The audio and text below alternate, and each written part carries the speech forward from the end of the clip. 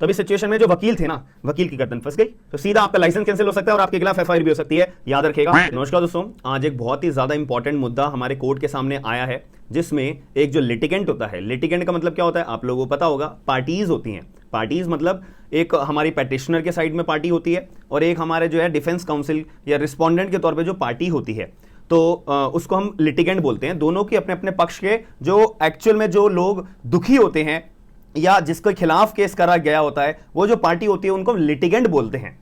तो क्या हुआ था अभी इस केस के अंदर, एक जो लिटिगेंट था, मोटर व्हीकल जो कंपनसेशन होते हैं ना एक्सीडेंट वाले, उसमें एक जो पेटिशनर की साइड में था उसने ना एक केस फाइल कर दिया कि जज साहब मुझे जो है इंसाफ दिलाया जाए, मुझे जो है कंपनसेशन 23,50,000 रुपए का मैं जो है कंपनसेशन डिमांड करता हूं या करती हूं। जो भी लिटिगेंट पार्टी थी, मोटर एक्सीडेंट क्लेम ट्राइब्यूनल के अंदर ये केस चल रहा था, मोटर एक्सीडेंट क्लेम ट्राइब्यूनल के अंदर ये केस चल रहा था। तो जो पार्टी थी तो वो अपने कोर्ट में अपीयर हुई और अपना एक क्लेम यहां पे मेंशन करते हुए,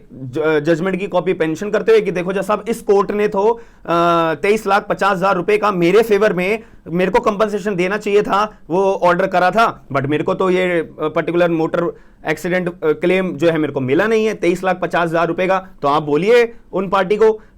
जो रिस्पोंडेंट को कि भाई वो मेरे को पैसे पे करे। अब ऐसे केस में कोर्ट के सामने ये मुद्दा सामने आया कि भाई जो ये लिटिगेंट है ना, ये जो जजमेंट की कॉपी दिखा रहे हैं, 23,50,000 रुपए का ऑर्डर दिखा रहे हैं जो फेवर में यहां पे पार्टी के जो पास करा है, ये तो झूठा है, ये तो फेक है।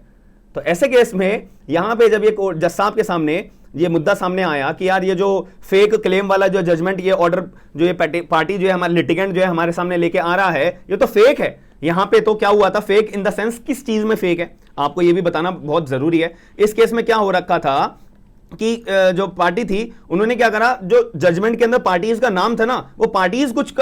का जो नाम था वो कोई और था। पार्टी का एक्चुअली जो केस था जो फेवर में करा गया था, उस केस का नाम था पुष्पा राजवर वर्सेस नवाब अली, ये केस का नाम था। लेकिन जो ये लिटिगेंट है ना, इसने क्या करा, चुपचाप अपना केस का टाइपिंग तो कहीं से भी हो जाती है, तो टाइपिंग करवाई, केस के नाम में पुष्पा की जगह इन्होंने लिखवा दिया पूजा, और नवाब अली के सामने के बजाय इन्होंने नाम लिखवा दिया the state and others.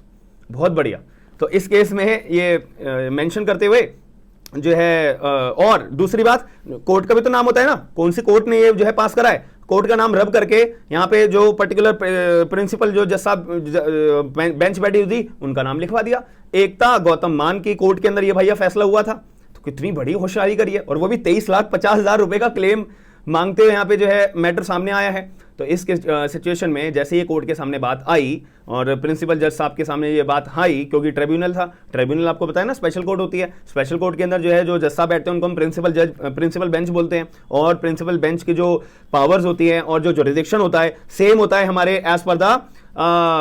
District जज। जो हमारे डिस्ट्रिक्ट जज होते हैं, सेशन जज होते हैं, दोनों की सेम पावर्स होते हैं, याद रखिएगा। यानी कि अगर कोई भी ट्रिब्यूनल के द्वारा केस फाइल जजमेंट पास करा गया है, ऑर्डर पास करा गया है, तो इसकी अपील कहां डलेगी, इसकी अपील डलेगी डायरेक्ट हमारी हाई कोर्ट के अंदर। बहुत जेन्युइन बात बता रहा हूं, याद रखिएगा। तो एक्स्ट्रा नॉलेज दे रहा हूं मैं आपको एज एन एडवोकेट, अगर आप ये वीडियो देख रहे हो तो बहुत बेनिफिशियल रहेगी। तो इस केस के अंदर जैसे ये पता लगा, तो साफ तौर पे जो प्रिंसिपल जज साहब बैठे हुए थे, ठीक है, उन्होंने साफ ऑर्डर करा कि ये जो लिटिगेंट है इसके खिलाफ जो है एफआईआर दर्ज करी जाए, और पुलिस को ऑर्डर करा है, दिल्ली पुलिस, ऑब्वियसली दिल्ली का जुरिडिक्शन था, ये रोहिणी कोर्ट के अंदर रेफर करा गया है केस को, कि एफआईआर दर्ज कराने के बाद रोहिणी कोर्ट को रेफर करो, क्योंकि वहां का जुरिडिक्शन आता है ना, तो पार्टी वहीं की रहने वाली होगी, तो इसलिए जुरिडिक्शन का रेजिडेंट जहां पे एक्यूज पर्सन रहता है वहीं पे केस फाइल होता है। तो वहीं के थाने में दिल्ली पुलिस को ऑर्डर करा है कि छानबीन करी जाए, छानबीन करने के बाद एफआईआर दर्ज करी जाए। कि इतनी बड़ी हिम्मत किसके पास आ गई है यार, तुम केस का नाम चुपचाप टाइप करा के पुष्पा की जगह पूजा लिखवा रहे हो, नवाब अली की जगह जो है तुम स्टेट एंड अदर्स लिखवा रहे हो, जो कि बहुत गलत बात है। तो ऐसे केस में ये मामला भी सामने आया है और एफआईआर दर्ज करने का यहाँ पे ऑर्डर दे दिया है। दूसरी इंपॉर्टेंट बात यहाँ पे आई है, तो जो लिटिगेंट है यार, वो अपने कोई वकील को तो साथ में लेके आएगा ना, बिना वकील के तुम कैसे केस को प्रोसिक्यूट कर लोगे, प्रोसिक्यूट कर भी सकते हो तो वकालतनामा, तो वकील की जरूरत तो पड़ेगी एट द एंड। तो ऐसे केस में जो ये महिला थी, पूजा नाम की जो महिला थी, जिन्होंने अपना ये फ्रॉड करा है, फैब्रिकेट करा है, फॉर्जरी करी है पर्टिकुलर डॉक्यूमेंट्स के रिगार्डिंग, तो यहाँ पे सबकी एफआईआर दर्ज होगी, चीटिंग की होगी, फॉर्जरी की होगी, हमारा 420 का केस लग सकता है, 467 हमारा 463 जो हमारा डिफाइन करा हुआ है फॉर्जरी का आईपीसी के अंदर, वो केस लग सकता है। और यहाँ पे कोर्ट के अंदर आपने आपने झूठे एविडेंसेस पेश करे हैं, इसका चार्ज आपके ऊपर लग सकता है, सारे लगेंगे अभी, याद रखिएगा, क्योंकि यहाँ पे जांच का ऑर्डर दे दिया है। तो अभी सिचुएशन में जो वकील थे ना, वकील की गर्दन फंस गई कि यार मैंने तो जो वकील लिटिगेंट के बिहाफ पे जो अपीयर हुई थी कोर्ट के अंदर ऐसा काउंसिल के तौर पे, तो उनकी गर्दन अब यहाँ पे फंस गई कि यार मैं भी जाऊंगा इसके साथ में, तो मेरी क्लाइंट के साथ में तो मैं भी फंसूंगा एज एन एडवोकेट। ठीक है, तो वैसे केस में जो वकील थे उन्होंने कोर्ट से रिक्वेस्ट करी, और उनकी एक सीनियर एडवोकेट भी आ रखी थी कि जज साहब, उन्होंने रिक्वेस्ट करी सीनियर काउंसिल ने कि जज साहब ये जो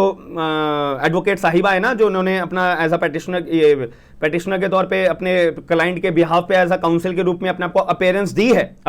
है, तो प्लीज इनका जो वकालतनामा है ना, प्लीज इसको विड्रॉ करने का ऑर्डर दीजिए। क्यों? क्योंकि ये जो काउंसिल है ना, जो ये एज एन एडवोकेट अपीयर हुई है, ये अभी फ्रेश बार में एनरोल्ड हुई है, यानी कि नई नई एडवोकेट बनी है, इसलिए इनको इतने ज्यादा फैक्ट्स के बारे में अवेयरनेस नहीं थी, और इनको ये भी नहीं पता था कि यार ये जो क्लाइंट है ये झूठी है, झूठी फैब्रिकेट डॉक्यूमेंट्स अपने प्रिपेयर करे हैं, तो इस वजह से प्लीज इनको ऑर्डर दे दिए। तो कोर्ट भी थोड़ा सा अपना सॉफ्ट कॉर्नर रखता है नए एडवोकेट्स के साथ में, उनको मोटिवेट रखने के लिए लिटिगेशन के अंदर, तो कोर्ट ने ऑर्डर करा, चलो ठीक है भाई, काउंसिल अपना तुम वकालतनामा विड्रॉ कर सकते हो, बात खत्म। यानी कि जो वकील था उनकी जो गर्दन फंस सकती थी इतने बुरे केस के अंदर, वो बच गई। याद रखिएगा, it is very important point of view कि आप अगर एडवोकेट होते हो, तो आप जब क्लाइंट के बिहाफ पे अपना कोर्ट के अंदर प्रोसीड कर रहे हो ना, तो आपकी भी जिम्मेदारी होती है कि आप भी अपने पूरे के पूरे क्लाइंट के केसेस को, डॉक्यूमेंट्स को चेक करो, स्क्रूटिनाइज करो, ताकि आपके अपने पार्ट पे कोई यहां पे केस दर्ज ना हो सके आपके अगेंस्ट में। आपका क्लाइंट तो फंसेगा ही फंसेगा, लेकिन आप भी साथ में फंस सकते हो, क्योंकि आप भी यहां पे पूरे के पूरे भागीदारी होंगे। कि आपको पता था कि यहां पे क्लाइंट ने ऐसे हरकतें कर रखी है, और आप तब भी चुप थे और केस को प्रोसिक्यूट करने के लिए आ गए, तो सीधा आपका लाइसेंस कैंसिल हो सकता है और आपके खिलाफ एफआईआर भी हो सकती है। याद रखिएगा, it is very important news for all the advocates, in fact for all the young advocates. याद रखिएगा, अगर वीडियो इन्फॉर्मेटिव लगी तो वीडियो को लाइक जरूर करेगा, और ऐसी डेली अपडेट्स जानने के लिए मैं आप लोगों के लिए बहुत ही ज्यादा इंटरेस्टिंग टॉपिक्स लेके आता रहता हूं आप लोगों को समझाने के लिए। हालांकि मैं जो एक जुडिशरी के जो लोग तैयारी करते हैं, इनके लिए भी सेशंस लेके आता रहता हूं, तो दोनों पर्सपेक्टिव से मैं अपने यूट्यूब चैनल पे आपको सारी की सारी कवरेज देता हूं। याद रखिएगा, अगर वीडियो पसंद आई है तो वीडियो को लाइक जरूर करिएगा। हालांकि इसके अंदर जो ये केस है अभी, इस केस के अंदर जो यहाँ पे एसएचओ साहब है ना, इनको यहाँ पे रिपोर्ट दे दी है, और यहाँ पे ऑर्डर भी दे दिया है कि एसएचओ साहब के पास क्या क्या इन्वेस्टिगेशन आई है, क्या क्या उन्होंने जांच पड़ताल करी है। तो ये सारी की सारी रिपोर्ट जो है 14 मार्च 2023 तक एसएचओ साहब को बोला कि आप अपनी रिपोर्ट पेश करिएगा। इसके बाद हम देखेंगे कि हमें क्या ऑर्डर पास करना है और क्या ऑर्डर पास नहीं करना। ये दिल्ली की न्यूज है, दिल्ली के कोर्ट में ये जो है पूरा का पूरा यहाँ पे कंपनसेशन क्लेम करा गया है 23,50,000 रुपए का लिटिगेंट के द्वारा, ये मोटर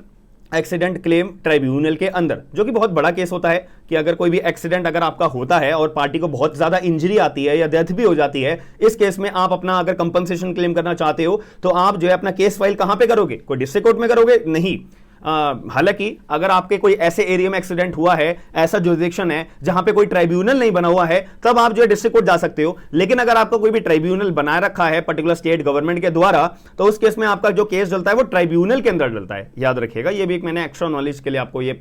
इंफॉर्मेशन दी है। अगर वीडियो इंफॉर्मेटिव लगी है तो वीडियो को लाइक जरूर करेगा। हम मिलते हैं नेक्स्ट वीडियो के अंदर। Thank you.